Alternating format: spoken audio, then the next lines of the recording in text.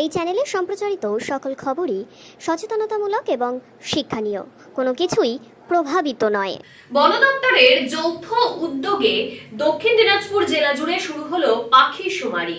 প্রথম দিনই অন্তত 10টি প্রজাতির পাখির দেখা মিলেছে।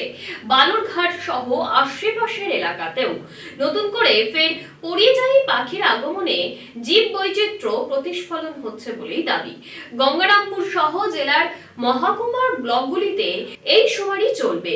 আঙ্গিনা বার্ডস অ্যান্ড এনভায়রনমেন্ট প্রোটেকশন সমিতির সম্পাদক বিশ্বজিৎ বসাক জানান, শীতে এই জেলায় পরিযায়ী পাখিদের আগমন ঘটে। এবারও এর অন্যথা নয়। তাই সেই পাখি দেখার জন্য বিভিন্ন জায়গা থেকে মানুষ আছে, আর সেই মিলন উৎসবকেই তারা ব্যাপকভাবে পালন করে থাকে, যা খুব ভালো দিক জীব বৈচিত্র্যের জন্য। এখানে এসেছেন এবং কি পেলেন? আমরা বন দপ্তরের সহযোগিতায় আমরা সবাই মিলে করছি। 3টে স্বেচ্ছাসেবী সংস্থা।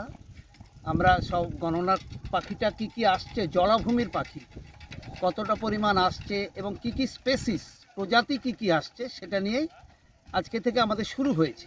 চলবে আরও 1 দিন 2 দিন চলবে, আবার ওই সাব ডিভিশনেও চলবে। এটা আমাদের আজকে থেকে কাজটা শুরু হলো দক্ষিণ দিনাজপুর। আজ সকাল থেকে এখন পর্যন্ত কোন কোন পাখির দেখা পেলেন? এখন পর্যন্ত আমরা যেটা পেয়েছি বলছি, ব্ল্যাক কাইট পেয়েছি 3টে, গ্রেট হোটেড মার্টিন 5টা, পাইট কিংফিশার পেয়েছি 4টে, লিটিল রিং পাওয়ার পোভার আর কি 2টো পেয়েছি, টেরমাটিক্স স্টিং পেয়েছি 3টে, তারপরে হোয়াইট ওয়াকটেল 7টা পেয়েছি, লিটল কমন্ডেন 3টে পেয়েছি, এশিয়ান পাল্প সুইপ পেয়েছি 4টে, কেন্টিস ফ্লাওয়ার 5টা পেয়েছি, গ্রিন স্যান্ডপাইপার 4টে পেয়েছি, হোয়াইট থ্রোটেড কিংফিশার 9টা পেয়েছি। এখন পর্যন্ত এই পাখিগুলোই কি পরিযায়ী পাখি নাকি এগুলোকে স্থানীয়? না, স্থানীয় তো নয়, পরিযায়ী হিসেবে আসে, এরা মাইগ্রেট করে এই পিরিয়ডটাতে।